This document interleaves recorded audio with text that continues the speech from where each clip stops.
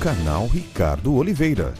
Curta, compartilhe e ative o sininho. Adquira também o curso de homilética do professor Leandro Quadros e aprenda técnicas de como pregar e dar estudos bíblicos com mais eficiência e de uma maneira a impactar a vida das pessoas. Prepare-se e prepare a sua igreja para proclamar o Evangelho de maneira sólida. Peça já o seu. A Bíblia fala que um homem se levantou com o intuito de pôr Jesus a provas. Jesus talvez estava sentado dando alguma explicação e naquela época era comum a pessoa participar do sermão levantando perguntas, comentários ou até objeções. Aqui, se nós tivéssemos esse costume também das pessoas participarem do sermão, uma maneira educada de você pedir a palavra seria qual? Na nossa cultura. Levantando a mão. Naquela época, a pessoa se colocava em pé. Só que a Bíblia diz que aquele homem se colocou em pé, querendo colocar Jesus à prova. E quando a gente lê essa história que Jesus contou do bom samaritano, geralmente a gente pensa que Jesus está falando ali de caridade. Hospital Bom Samaritano. É um bom nome para um hospital, né? Faz caridade. E pode fazer um sermão do tipo, olha, assim como o samaritano ajudou aquele homem, ajude você também. Mas quando a gente vai olhar o texto assim, não parece que o tema ali é caridade. A Bíblia fala que aquele homem queria colocar Jesus à prova. E ele perguntou a Jesus uma pergunta estúpida. Que farei para herdar a vida eterna? Eu destaquei algumas palavras ali, ó. Que farei para herdar a vida? E Jesus perguntou, o que está escrito onde? Na lei. E o homem, que era um doutor da lei, responde citando a lei. E Jesus diz, faça e viverás. Fazer, vida. Fazer, vida. Lei, lei. Fazer, vida. Lei, lei. Lei, fazer, vida. Lei, fazer, vida. Isso aqui parece comigo mais uma discussão sobre salvação. Justificação pela graça ou pelas obras? Não parece caridade. A hermenêutica me aponta num outro caminho. Vamos analisar um pouquinho para tentar entender isso à luz da arqueologia, do contexto e da Bíblia Sagrada, para a gente levar uma mensagem hoje para casa. A Bíblia diz que aquele homem queria pôr Jesus em provas. E por isso ele fez uma pergunta até estúpida. Que farei para herdar a vida eterna? Ora, para herdar você não faz nada. Você é herdeiro ou não é. Ou seu nome está no testamento ou não está. É isso que é ser herdeiro. Mas Jesus, como bom judeu, respondeu uma pergunta com outra pergunta. Que farei para herdar a vida eterna? O que está escrito na lei? Na lei manda amar a Deus sobre todas as coisas e ao próximo como a si mesmo. Então por que você está me perguntando? Faz isso aí. Se você acha que tem que fazer alguma coisa, faz. Agora volta seu olho para a Bíblia. Olha o que diz aqui no verso 29. Mas ele, completem para mim, querendo justificar-se, querendo sentir-se justo. Ele não estava bem com ele mesmo. E aí ele pergunta, quem é o meu próximo? Quem é o meu próximo? É como se falasse assim, olha, tá, fala o que falta na minha conta para eu pagar isso logo e acabar com esse negócio. Eu já amo a Deus, quem que é o meu próximo então? O que está faltando? Eu não estou me sentindo bem. Se o senhor está falando para eu fazer isso, então me manda aqui, mostra quem que é o meu próximo aí, para eu já cumprir a lei e ficar livre disso logo. Coitado, ele ainda achava que a lei é que salvava. Ele estava preso a pensar que ele seria salvo por cumprir a lei. E Jesus, como um bom psicólogo, deixou ele raciocinar. Jesus seguiu o raciocínio dele. Vem cá que eu vou contar uma historinha para você. Mas antes de continuar, preste atenção, que eu vou precisar dessa cena no final do sermão. Aqui está o doutor da lei, procurando saber quem que era o próximo, para ele poder ajudar, cumprir com a lei e assim poder sentir-se justo. Entenderam?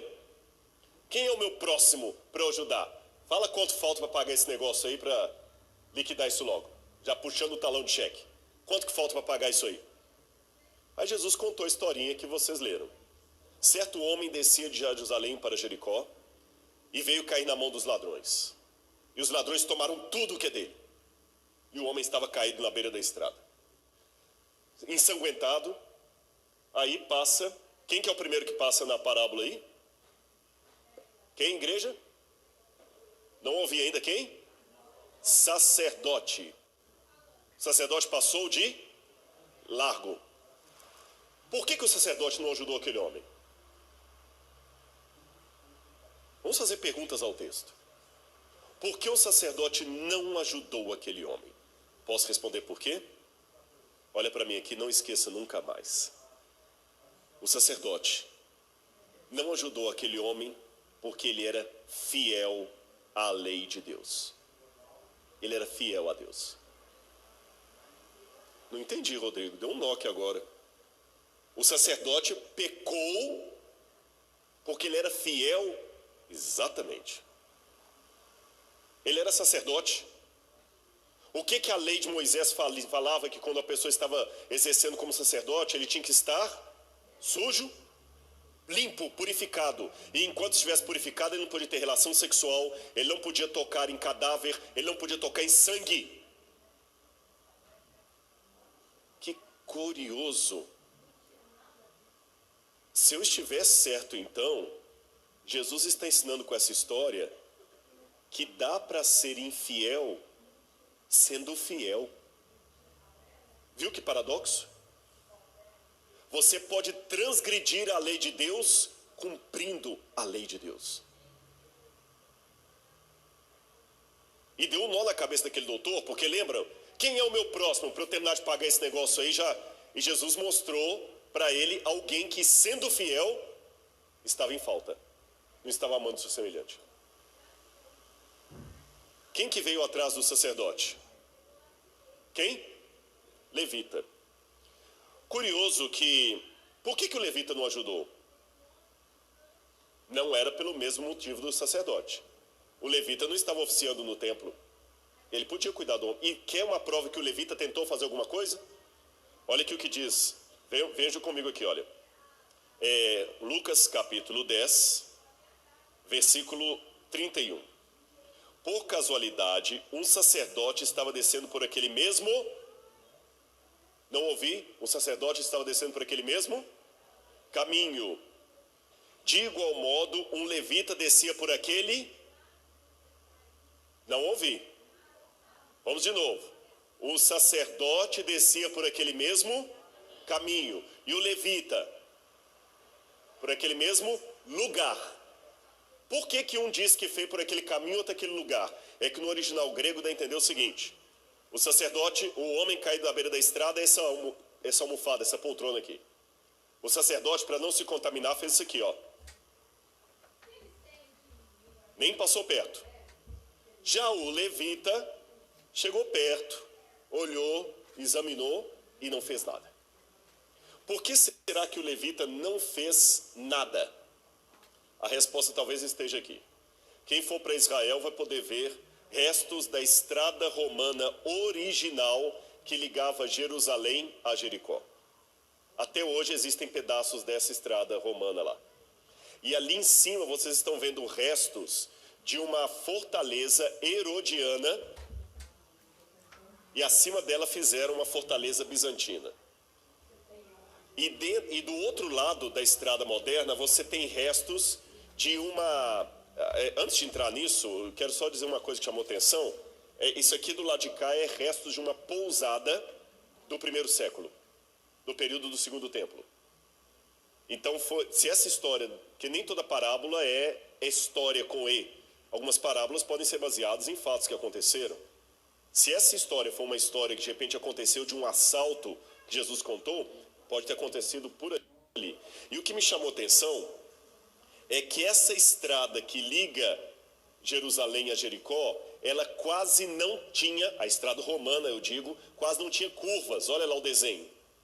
E é uma descida, porque Jericó está abaixo do nível do mar em relação a Jerusalém. Está mais baixo. Então isso dá a entender que quem vem aqui atrás consegue ver o que está acontecendo lá na frente. O levita provavelmente vinha atrás e viu o que o sacerdote não fez. Se o sacerdote não faz, o que eu vou fazer? Mas finalmente vem o nosso herói.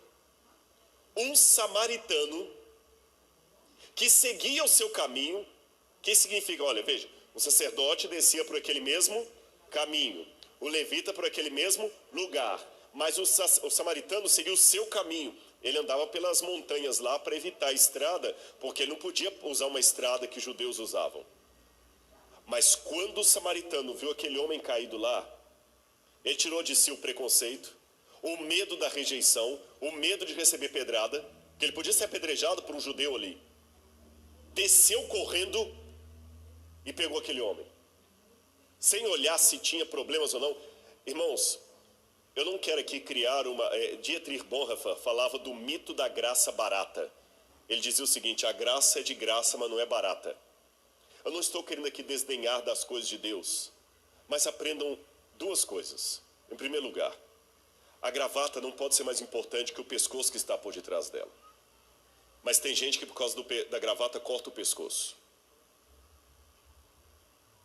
Entenderam? Até as coisas de Deus, se estiverem no lugar errado, se tornam maldição.